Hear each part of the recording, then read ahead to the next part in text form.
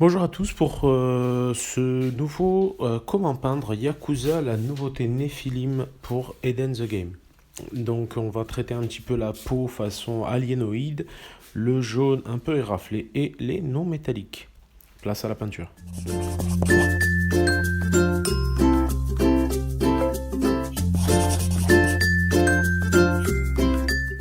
Pour commencer, vous voyez que la pièce a été sous-couchée en Barbarian Flesh et a pris quelques petits pchits d'aéro au noir directement, sûrement parce qu'il m'en restait d'un précédent coup d'aéro. Donc là, je commence par baser tout le jaune en uniforme japonais. Vous remarquerez que la figurine est sur un socle de 40, donc il faudra bien prendre soin de la mettre sur un grand socle. Elle est assez imposante. Donc une fois que tout ça, toutes les zones d'armure sont basées, donc je vais passer en accéléré évidemment. Du coup là, je passe sur tout ce qui est en non métallique, qui va être basé avec un espèce de wolf grey. C'est un gris neutre, enfin un gris bleuté neutre, c'est-à-dire ni trop clair ni trop sombre, sur lequel on va pouvoir en fait éclaircir et assombrir tranquillement. Donc ensuite je reviens et là j'attaque tout de suite avec un petit peu d'ombre, avec du thermate, et là vous voyez je vais commencer à pousser au niveau de la peau pour vraiment commencer à creuser, à donner un petit peu de l'ombre sur l'ensemble de la pièce. On a des volumes sur cette pièce qui sont bien délimités, donc c'est assez pratique pour commencer à pousser ces ombres.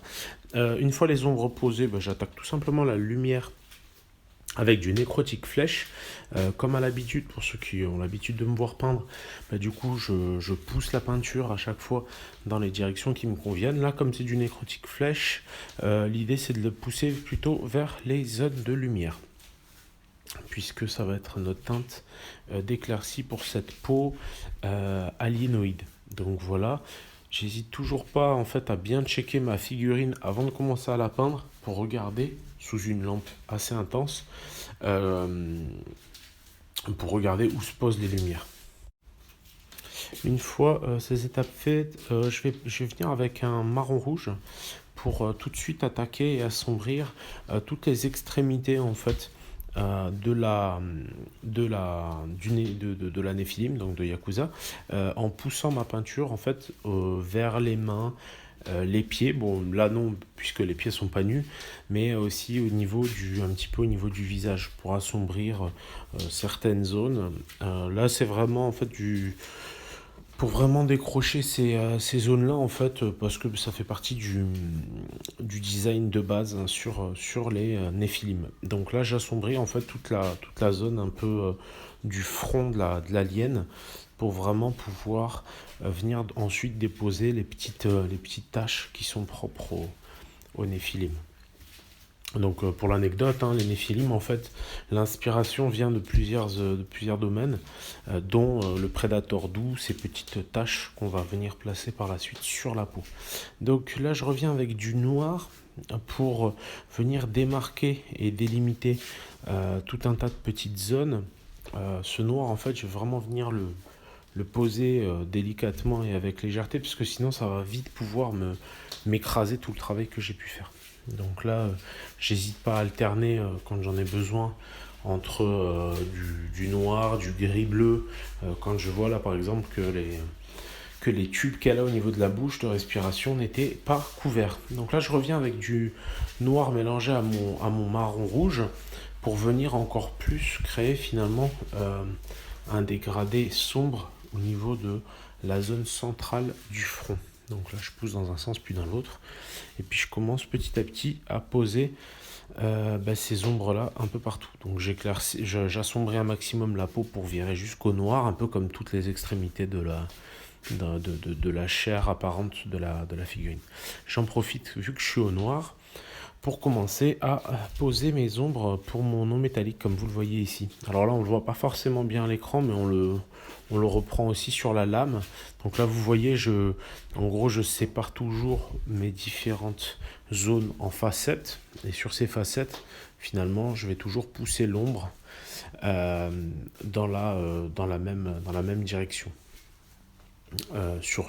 Et en alternant d'une face à l'autre. De toute façon, on va revenir dessus dans peu de temps. Donc là, en fait, je commence tout simplement avec mon noir très dilué à venir tapoter pour créer ces espèces de petites taches spécifiques au néphilim. Donc là, l'idée, c'est vraiment d'y aller avec patience, parcimonie, légèreté, et de ne pas essayer de faire quelque chose de régulier, parce que ces taches, elles sont irrégulières, et c'est ce qui fait qu'elles ont l'air plus naturelles. Donc là, vraiment, on s'arme de patience, et puis on tapote en laissant à chaque fois un léger écart entre chacune des petites taches. Je vais ensuite revenir encore une fois avec du nécrotique flèche pour vraiment booster mes lumières au niveau de la poitrine, au niveau des épaules, au niveau du visage aussi. Ça peut me permettre, si jamais par exemple je me suis un peu viandé sur les petites taches sur le front, de venir corriger un petit peu les taches qu'il y a sur le front. Quoi qu'il en soit, vous voyez là, je commence à vraiment pousser la lumière pour qu'elle soit de plus en plus intense.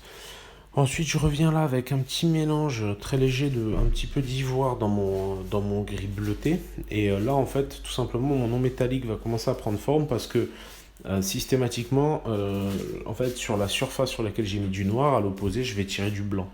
De sorte à vraiment créer un contraste très fort. Et je vais appliquer cette méthode sur l'ensemble de mes lames. Elle a une lame qui est un peu incurvée, donc ça peut faire bizarre. Mais en gros, l'idée, c'est à chaque fois prendre une face, la tirer au blanc d'un côté, au noir de l'autre, et à chaque fois faire le strict inverse, le strict opposé sur le plat de lame qui est de l'autre côté. Donc ici, par exemple, vous me voyez d'un côté, voilà, et puis là... du coup, de l'autre côté, vous voyez que je pousse dans l'autre direction. Enfin bref. De toute façon, n'hésitez pas pour le non métallique. Il y a d'autres vidéos aussi qui existent avec des lames plus simples si jamais vous vous sentez un peu perdu sur cette explication-là. Je reviens tout simplement avec un petit peu d'ivoire dans ma couleur de chair pour continuer à booster mes lumières. Donc ça c'est un élément et une façon de faire qui va être récurrente. Donc voilà, vous voyez, j'hésite pas à pousser vers le tout haut du crâne de notre alien, de sorte à vraiment poser une base de lumière assez intense en haut du crâne. Sur les épaules, sur les seins, et puis c'est vrai que j'ai des gestes qui sont assez répétitifs parce que il faut vraiment que la lumière se pose là. Donc on va continuer ensuite le non métallique en venant à poser du noir. Ce noir, en fait, on va le marquer et l'exagérer toujours de plus en plus pour vraiment avoir cette zone de noir intense juste à côté du blanc. Donc là, vous voyez, je le fais sur la lame un peu courbée d'un côté, puis celle-ci, pour vraiment rehausser et exagérer en fait les zones d'ombre. Donc là, je reviens avec de nouveau ma couleur chair pour un petit peu rebooster tout ça. La couleur chair, c'est une chair un peu nécrosée sur laquelle que j'utilise pour booster mes zones de lumière sur cette alien. C'est vraiment le schéma classique que j'utilise, sachant que vous trouverez sur le forum et encore sur bien d'autres zones, sur le Eden the Game Worldwide par exemple, vous verrez il y a beaucoup de peintres, donc n'hésitez pas à poster ce que vous faites, parce qu'il y a beaucoup de retours qui sont faits et c'est très agréable. Donc là je reviens toujours pareil avec l'ivoire, mais là je rehausse toutes les arêtes et toutes les zones de lumière pour vraiment booster mes contrastes et faire en sorte que mon non métallique apparaisse comme étant un bon non métallique, quoi. Voilà, c'est c'est vraiment la grosse différence que ça fait. Pour avoir un bon non métallique, le meilleur moyen, c'est vraiment ça, de vraiment booster ces zones de lumière. Donc voilà, comme je le disais, n'hésitez surtout pas à nous rejoindre sur Eden the Game Worldwide. N'hésitez surtout pas à nous rejoindre sur le YouTube des dingues de jeux aussi. Voilà. Il y a aussi le petit YouTube de Grégory où il montre pas mal de petits tutos de peinture. Il y a évidemment Utif qui fait toujours des vidéos excellentissimes. Donc voilà, n'hésitez pas à vous joindre à nous, c'est toujours sympa de partager la passion de la figurine. Donc là vous me voyez, hein, j'ai bien zoomé, du coup ça vous permet de voir d'un peu plus près comment je tire et je pousse la peinture sur mes zones de métaux. Donc je fais pareil un peu, je pose des points de lumière vraiment sur ma peau à l'ivoire pour vraiment finir de booster mes zones de lumière, les zones que je sur lesquels je veux vraiment que ça claque. Donc là, j'hésite pas aussi à affiner le tir sur les petites taches qu'elle a au niveau du front. Ça me permet vraiment de bien les démarquer et d'avoir un résultat propre et nickel. Je vais pas hésiter à revenir au noir pour remarquer encore un peu plus les petites taches qu'elle a au milieu du front. Et ce noir, tant qu'à y être, je vais en profiter pour démarquer un peu les zones, par exemple au niveau de son espèce de soutien-gorge mécanique là, bah, du coup je vais vraiment le détourer pour qu'on distingue bien la poitrine des zones d'armure. Donc là je marque aussi une ou deux zones d'armure, je remarque un peu mon noir, mais globalement après c'est les étapes les plus importantes vraiment pour avoir une bonne lisibilité de pièce.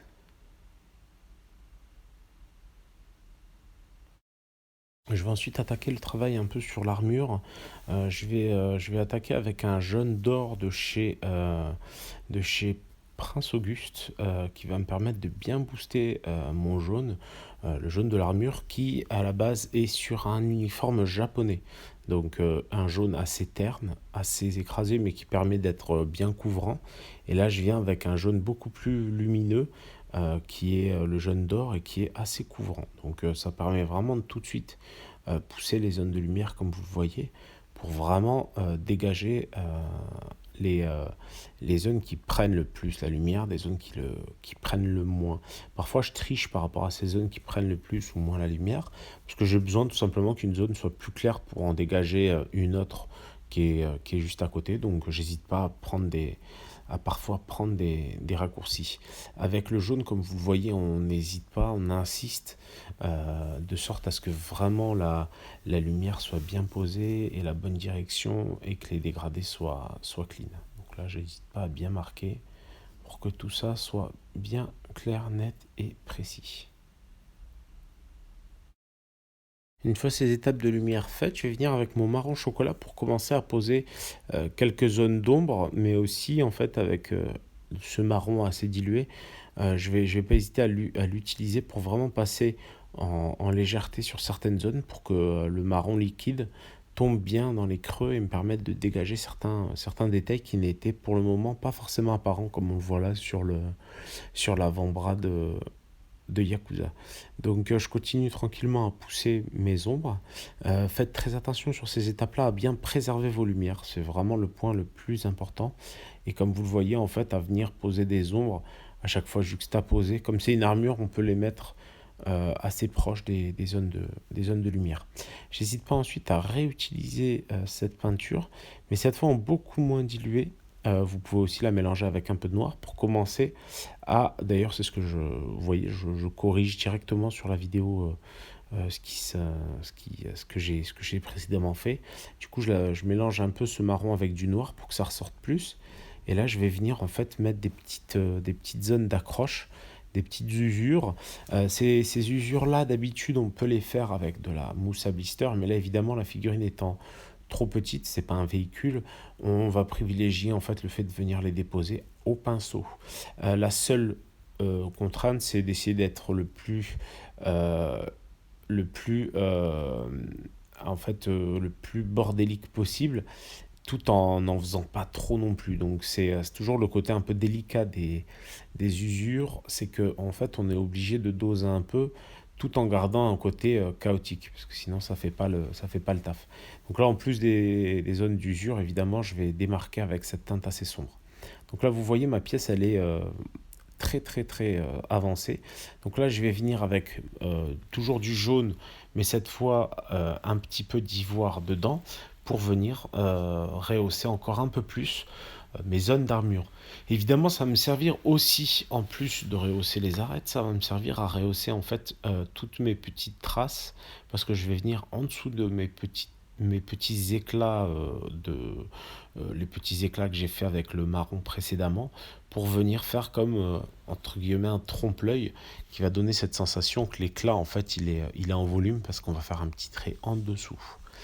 Donc là, vous me voyez tranquillement en train de continuer à poser les lumières essentiellement sur les arêtes. Et ensuite, je rehausserai un peu mes éclats par le dessous.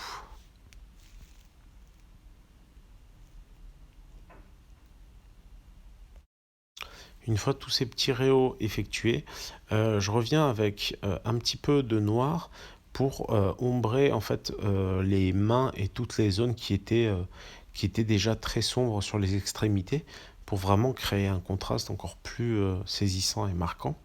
Ça ne m'empêchera pas par la suite de revenir pour éclaircir un petit peu le bout des doigts, ce genre de choses. Mais là, déjà, ça permet d'avoir une bonne vue d'ensemble de ce que sera notre pièce au final. Donc, j'hésite pas, comme je suis au noir, à venir, comme d'habitude, marquer un peu plus des zones qui se sont peut-être estompées, ce genre de choses-là. Je vais pas hésiter ensuite à revenir, en fait, comme je l'avais dit précédemment, sur les mains, sur les doigts, sur plein de petites zones, pour finalement les démarquer de nouveau avec une petite pointe d'ivoire très diluée que je vais pousser en fait à chaque fois dans des directions intéressantes. Du coup, ce que je fais, c'est que je continue avec un petit peu de jaune et toujours pas mal d'ivoire quand même pour continuer et finir de rehausser avec des petits points de lumière toutes les zones de métal qui m'intéressent, enfin toutes les zones d'armure qui m'intéressent.